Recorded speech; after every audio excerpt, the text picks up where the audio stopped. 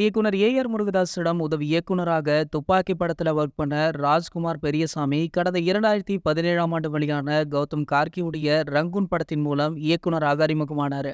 இதை தவிர கமலஹாசன் தொகுத்து வழங்கிய பிக் பாஸ் நிகழ்ச்சியில சில சீசன்களை ராஜ்குமார் பெரியசாமி தான் டைரக்ஷன் பண்ணியிருந்தாராம். பின்னர் சிவகார்த்திகேயனுடன் கூட்டணி அமைத்த ராஜ்குமார் பெரியசாமி அவரை வைத்து அமரன் அப்படின்ற திரைப்படத்தை டைரக்ஷன் பண்ணாரு. மறைந்த முன்னாள் ராணுவ மேஜர் முகுந்த் வரதராஜனுடைய வாழ்க்கை மையமாக வைத்து அமரன் படத்தை இயக்கியிருந்தாரு. அந்த படத்தை கமலஹாசன் சாருடைய ராஜ்கமல் நிறுவனம் மிக பிரம்மாண்டமாக தயாரிச்சிருந்தாங்க. இந்த படத்துல சிவகார்த்திகேயனுக்கு ஜோடியாக சாய் பல்லவி நடிச்சிருந்தாங்க. அமரன் திரைப்படம் பாத்தீங்கன்னா தீபாவளி விருந்தாக ரிலீஸ் ஆகிருக்கு. பாக்ஸ் ஆபீஸ்லுமே தற்போது சக்க போடு போட்டுட்டு இருக்கு. இந்த படம் ஒரு வாரத்துல உலக அளவுல பாத்தீங்கன்னா 160 கோடிகளுக்கு மேல வசூல வாரி கொடுத்திருக்கா. அமரன் திரைப்படத்துடைய வெற்றியை தொடர்ந்து இயக்குனர் ராஜ்குமார் பெரியசாமி அடுத்த படம் யாருடன் பண்ண இருக்கார் அப்படின்ற எதிர்பார்ப்பு அதிகமாக இருந்தது. இது குறித்து அண்மையில் அவர் அளித்த பேட்டியில நேரடியாகவே கேள்வி எழுப்பப்பட்டது.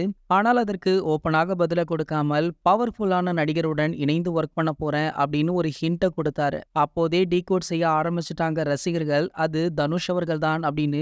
இன்று பாத்தீங்கன்னா தனுஷ் அவர்களுடன் பூஜை போடப்பட்ட அந்த படத்துடைய புகைப்படங்களுமே தற்போது வெளியாகி இருக்கு. சோ இந்த படத்துல தனுஷ் அவர்கள் மட்டும் நடிக்கலையா, நம்ம ரஜினிகாந்த் அவர்களுமே ஒரு சிறப்பு தோற்றத்துல நடிக்க உள்ளதாகவும் அந்த செய்தி பின்பு அறிவிக்கப்பட உள்ளதாகவும் தற்போது தகவலுமே கிடைச்சிருக்கு. இது தனுஷ் ரசிகர்கள் மட்டும் இல்லாம ரஜினி சாருடைய ரசிகர்களுக்குமே ஒரு மிகப்பெரிய ட்ரீட்டாக அமைஞ்சிருக்கு. இது போன்ற தலைவரை பற்றி வெளியாகிற அனைத்து செய்திகளுமே நீங்கள் உடனே தெரிஞ்சுக்க நம்மளுடைய தலைவர் அப்படின்ற நம்ம சேனலை சப்ஸ்கிரைப் பண்ணிக்கோங்க.